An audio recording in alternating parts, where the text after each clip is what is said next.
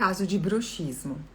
No caso do paciente ter somente bruxismo, não ter má oclusão, nem ronco ou respiração bucal, você utiliza qual aparelho? O A1? E se for bruxismo com dor, melhor o TMJ? Oi, doutora Ana Lorena, tudo jóia?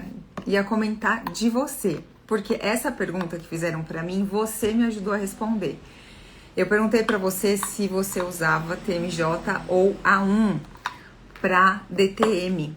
E eu lembro que você disse que em casos de dores, saudações também, em caso de dores mais graves, pacientes mais graves de DTM, você prefere o TMJ.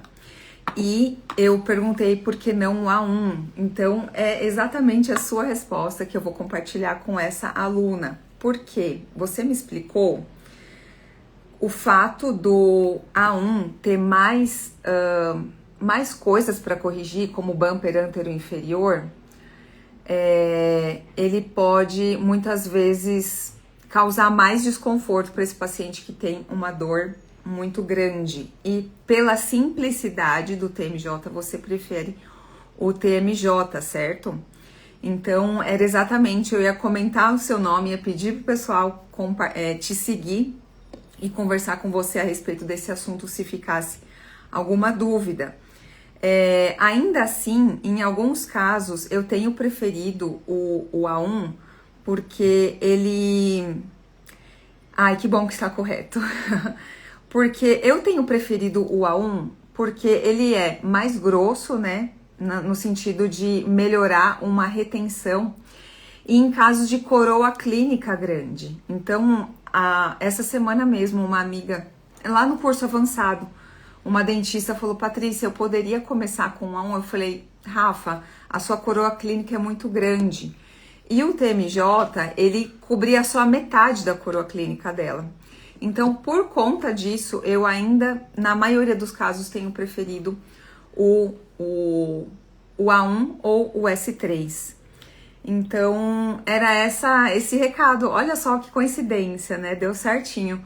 Deu entrar, a doutora Ana Lorena tá aqui, e foi exatamente com ela que eu aprendi por que ainda a gente pode estar escolhendo, ou deveria, pelo menos em alguns casos, realmente começar com o TMJ e depois avançar para o A1. Então, eu peguei de propósito esses dois aparelhos, você concorda, né? Por quê? Por uma experiência pessoal, eu fiquei tendenciosa. Quando eu comprei o meu primeiro TMJ para mim, eu tinha ainda uma deficiência de selamento labial muito importante por ter sido a vida inteira respiradora bucal. Então, aquela característica de lábio superior hipotônico em hipofunção e mais fino. E o meu lábio inferior também hipotônico e uma contração excessiva de mentoniano. A ausência de selamento labial, a ausência de força no orbicular superior e inferior, ele impede a retenção de qualquer aparelho na boca, porque os aparelhos não são dentos suportados, eles são músculos suportados. Como a minha musculatura estava muito flácida, para mim o TMJ, ele não tinha retenção nenhuma, eu não conseguia mantê-lo na minha boca. E aí eu deixei de usar o meu TMJ e passei a usar o A1, e aí sim eu senti essa diferença, mas no meu caso foi por conta da fraqueza dos músculos, da hipotonia dos músculos orbiculares superior e inferior. Nesse caso, a colega está perguntando sobre um caso de não ter má oclusão. Então, se não tem má oclusão, eu acredito que tenha uma boa função de selamento labial e respiração nasal. E aí ela perguntou, se for bruxismo com dor, melhor o TMJ? Eu fico na dúvida, principalmente em relação à espessura, a retentividade do A1 é melhor do que TMJ, e a altura clínica da coroa. Acho que são esses 3 itens que mais me deixa na dúvida. Porque tanto o TMJ como o A1, ele vai desocluir da mesma forma.